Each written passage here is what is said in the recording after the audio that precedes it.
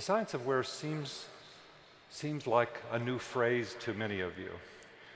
It's actually an attempt to capture, get a sense of, describe the kinds of work that you do. You know, in the very beginning of GIS, almost from the very beginning, GIS was applied to science, to biology, to ecology, and to economics, and to social sciences of various types. But it wasn't until about 1993, I think it was, when Michael Goodchild wrote a paper called GI Science. I forget what the title was. Michael, you're here someplace in the audience, but I can't recall what it was. But it changed the game. The world began to realize that GIS is a science in its own right. It incorporates many other sciences like geography, data science, analytics, modeling, computer science, the science of visualization, decision support science.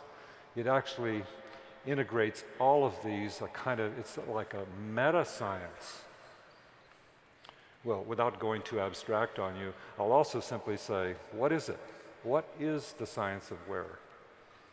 Simply stated, it's the science of geography and the technology of GIS. And those maps, those examples that I showed you over the last couple of minutes are the evidence that this is a science, this is a framework for applying science.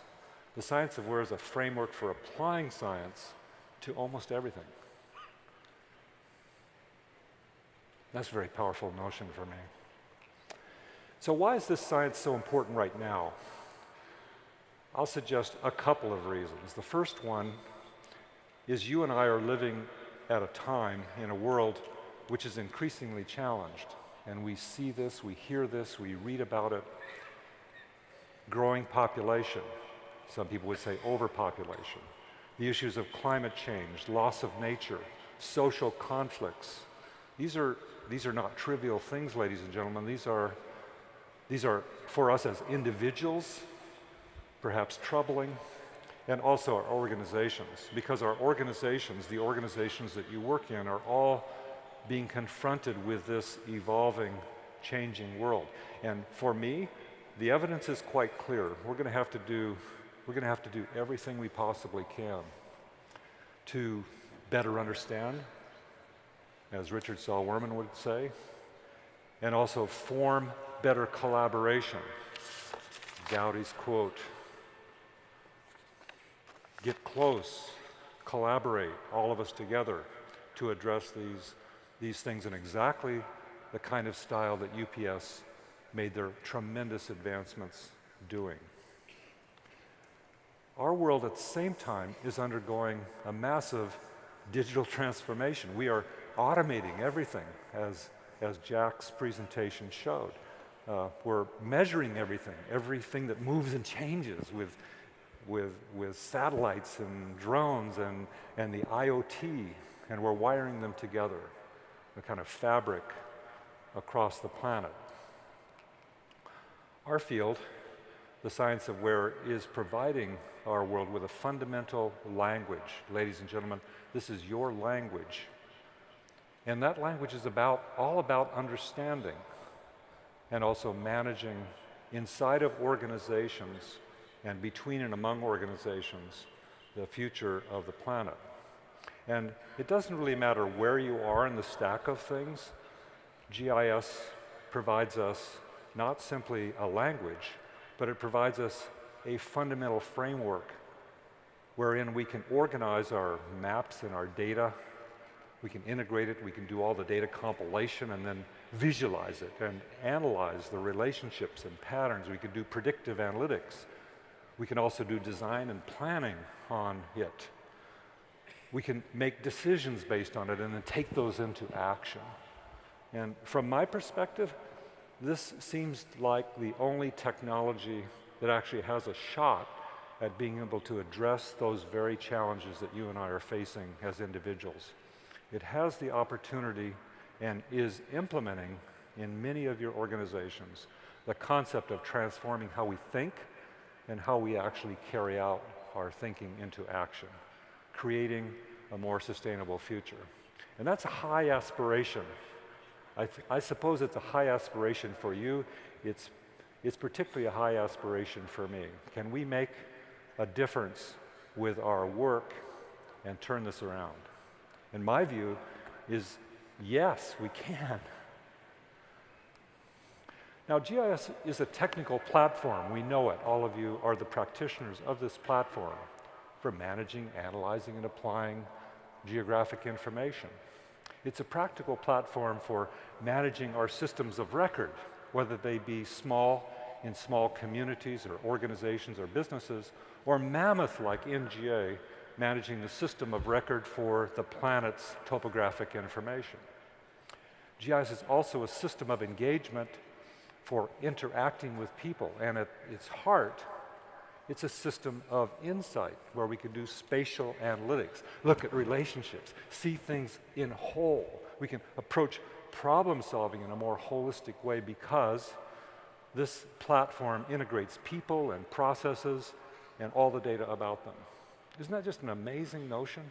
That you, ladies and gentlemen, are working with all the dimensions of information and using the power of where to integrate it. This is what keeps me awake at night. This technology notion that is so impactful across our organizations. And I suppose you're aware of it. It's changing rapidly with all the new data sources, floods of data, and the advances in computing, not just faster machines, but also whole new architectures, distributed computing, machine learning, microservices on the horizon. And then there's the GIS innovation itself, which we'll see a lot of in the next few hours and days. This is ramping up. I like to call this ramp up, this pattern, a WebGIS pattern. And my sense, this momentum is going to expand your ability and power to be able to apply the science everywhere. This WebGIS pattern is a modern GIS architecture. I would say, I'll change that, I'll say it is the modern GIS architecture. It's not only conceptually interesting, it's actually helping you do your work better, and that's the bottom line initially for me. It's using web services, leveraging web services to integrate teams and individuals and departments and actually whole organizations with shared knowledge and therefore collaboration. So this is, I would say, improving productivity and efficiency. And that pattern is just taking off. I'll show you some statistics of it in a few minutes, but some people object to me saying this, but it's growing exponentially. My good friend Mariana keeps saying, no, Jack, that has mathematical meanings. Yes, I know it does, but I have to tell you that it's growing exponentially. WebGIS simplifies working with all types of data. I want to tell you why it's growing. First, it simplifies working with data. It brings data together. I would say it normalizes data. That's the wrong word, but by using web maps and web scenes and web layers, it can access any kind of data type, imagery, maps, real-time data, LiDAR, into a common language. Speaking about real-time information is where it's going. The complexity of our cities and our nature, well, they're being wired up with things like the IoT. We can stream in information now and not take old geologic maps that don't change very often. No, the maps are alive, recognizing the complexity and situations that we're dealing with. And this isn't just a map. Now we're dealing with real-time information and able to do space-time work in meaningful ways. Apps are bringing GIS to life in many ways. It's bringing the power of GIS to everyone, extending the reach to field people, connecting them to their organization, and business apps and viewer apps and social media, and story maps and dashboards. across your organizations and beyond.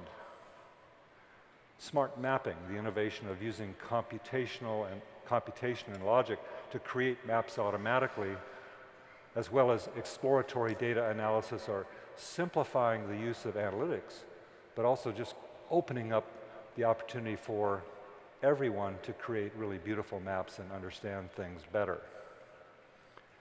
This WebGIS pattern is also affecting my old field, the planning and design field. It's changing how designers think and do their work. It's integrating science right into the design process. People now can get data off the web as services, do interactive designs, look at scenarios, analyze them, evaluate the consequences of them, and then share, disseminate the results.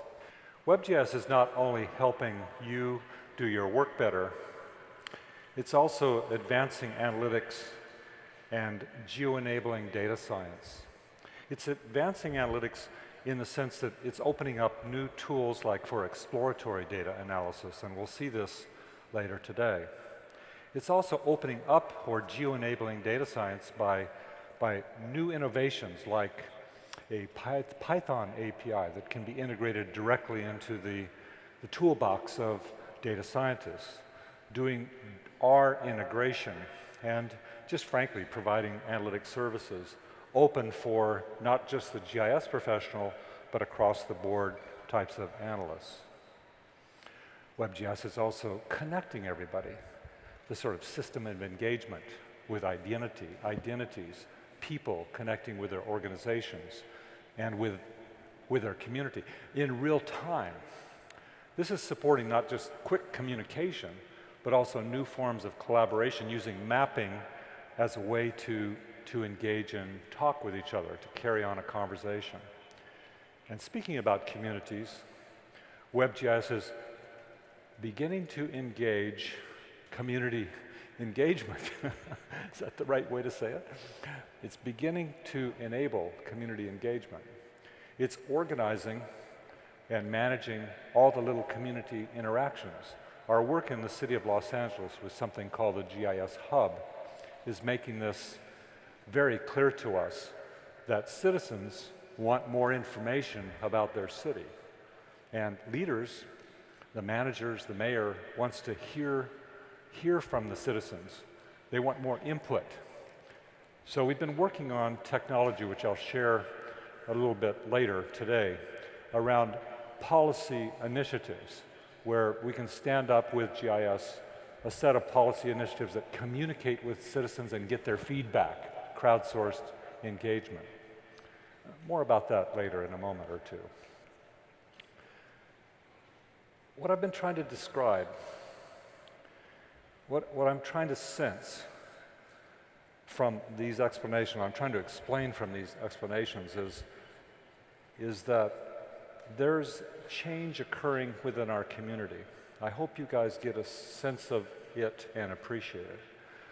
That we think, I'm beginning especially to think, that GIS is going to enable a whole new scale of GIS, interconnecting our separate systems with web services, expanding collaboration at the technical level and with shared services, and creating systems of systems.